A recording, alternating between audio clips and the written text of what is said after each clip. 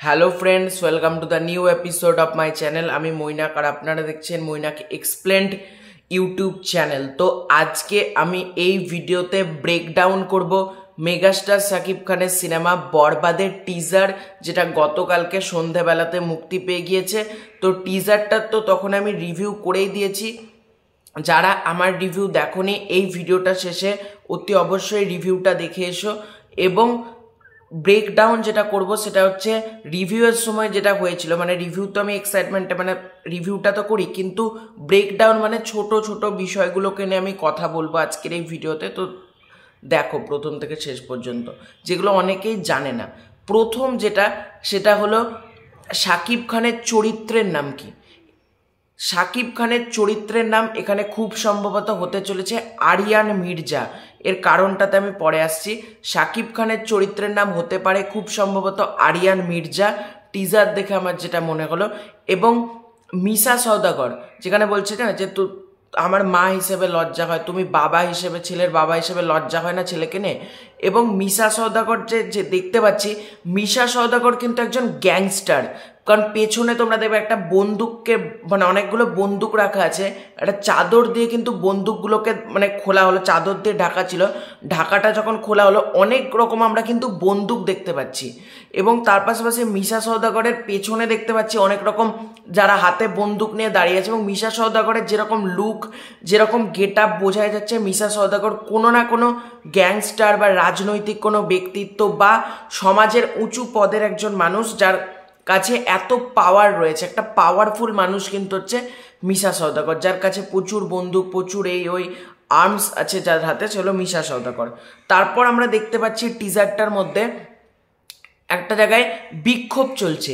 বিক্ষোভের জায়গাটা তোমরা যদি একেবারে স্পিডটা কমিয়ে দিয়ে টিজারটা দেখো, সেখানে লেখা থাকবে, দেখবে নিতু হত্যার বিচার চাই, নিতু হত্যার বিচার চাই, আরিয়ানের ফাঁসি চাই। এবং টিভি স্ক্রিনে যে নিচের লেখাটা যাচ্ছে যে মানে লাশ পাওয়া গিয়েছে সুইমিং পুলে একাধিক মন্ত্রীর, এবং তার পাশাপাশি লেখা হচ্ছে আরিয়ান মির্জা এটার সাথে যুক্ত, এরকম লেখা হচ্ছে, শোনা যাচ্ছে আরিয়ান মির্জা এটার সাথে যুক্ত। সুতরাং আমরা বুঝতেই পারছি নিতু হত্যার মামলা চায়, বিক্ষোভ চলছে। তার মানে ইধিকা পালের চরিত্রের নাম কিন্তু এখানে নিতু, তার মানে কিন্তু ইধিকা পালের ক্যারেক্টার ফিল্মে মারা যেতে চলেছে। এটা কিন্তু মানে মেকার্সরাই কোথাও গিয়ে মানে একটু সার্ক দিমাগ দিয়ে যদি তোমরা দেখো, তোমাদের কিন্তু বুঝতে পেরে যাবে ইধিকা পালের চরিত্রটা কিন্তু মারা যাবে।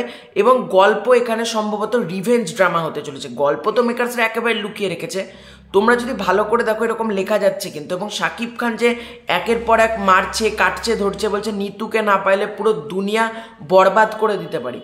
এই কথাটা কেন বলছে? হঠাৎ করে বলবে না তো। ইধিকা পালের চরিত্রের সাথে নিশ্চয়ই কিছু হয়েছে, শাকিব খান সেটার জন্য বলছে ইধিকা পালকে না পেলে আমি বরবাদ করে দিতে পারি। ইধিকা পালের চরিত্রটা আবার এমনও হতে পারে মারা নাও যেতে পারে। হয়তো সবাই মনে করছে ইধিকা পাল মারা গিয়েছে, কিন্তু ইধিকা পাল আলটিমেটলি কোথাও কিডন্যাপড অবস্থায় আছে, হতেই পারে এরকম কোনো টুইস্ট। বা ইধিকা পাল গল্পের শেষে এন্ট্রি নিল যে ইধিকা পাল বেঁচে আছে, কিন্তু সবাই এতদিন ধরে বিক্ষোভ করছিল, কিন্তু ইধিকা পাল যে অবস্থায় এসছে খুব বাজে অবস্থায়, মানে ইধিকা পালের ওপর টর্চার চলেছে।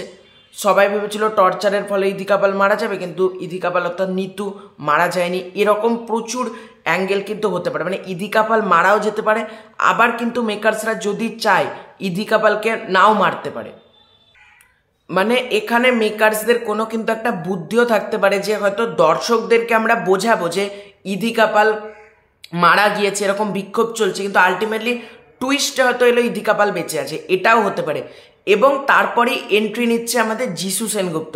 যিশু সেনগুপ্ত দেখবে প্যান্টের চেন তোলার একটা আওয়াজ আসছে এবং এরকম একটা করছে। যিশু সেনগুপ্ত হতে পারে কাউকে মার্ডার করছে বা কিছু একটা করছে, মানে বলছি না আমি ব্যাপারটা, মানে যিশু সেনগুপ্ত ক্যারেক্টারটা আমরা বুঝতেই পারছি একটা ডেভিল সেডের ক্যারেক্টার।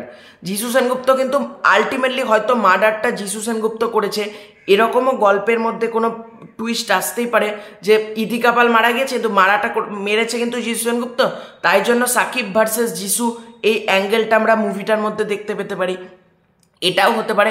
এবং লাস্টে শুনতে পাচ্ছি এই জিল্লা মালদে এবং সাকিব খান, ওটা আমি কালকে বুঝতে পারিনি টিজারটার মধ্যে ওটা সাকিব খান ছিল, মানে তখন বলেছে একটা লোক হেঁটে যাচ্ছে, ওটা যে সাকিব খান আমি বুঝতে পারিনি, ওটাই সেই ন্যাড়া মাথার লুকটা।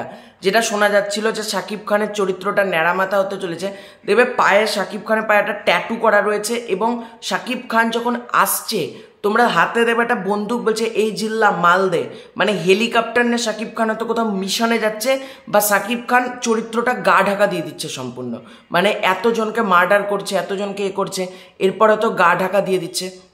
এবং আরিয়ান মির্জা, যেটা যদি শাকিব খানের চরিত্রটার নাম হয়, হয়তো হতে পারে যে এরকম আমরা পরবর্তীতে তাহলে আরিয়ান মির্জা যে এতজনকে মার্ডার করেছে, আরিয়ান মির্জা কোনো মানে শাকিব খানের চরিত্রটা বলছে না যে ড্রাগ অ্যাডিক্ট, সিগারেট খাচ্ছে, মানে ওর ভবিষ্যৎ কী হবে। আমরা ভাবছি হয়তো শাকিব খান একটা নেগেটিভ সেডের ক্যারেক্টার প্লে করছে, কিন্তু শাকিব খান হয়তো ভালো মানুষ, তার ইদিকা পালের সাথে তো বাজে কিছু ঘটে গিয়েছে, তার জন্য শাকিব খান এটা করছে। বা ইদিকা পাল আলটিমেটলি শাকিব খানই বাজে ক্যারেক্টার, যিশু সেনগুপ্ত ভালো ক্যারেক্টার, মানে যা খুশি হতে পারে। টিজারটার ব্রেকডাউনে আমার এটাই মনে হলো, তাই তোমাদের সাথে শেয়ার করলাম। তো এটাই ছিল আজকের ভিডিও। ভালো লাগলে লাইক করো, শেয়ার করো, সাবস্ক্রাইব করো, তোমাদের কি ওপিনিয়ন জানিও। খুব শীঘ্রই হচ্ছে নতুন কোনো ভিডিও, ততক্ষণ বাই বাই।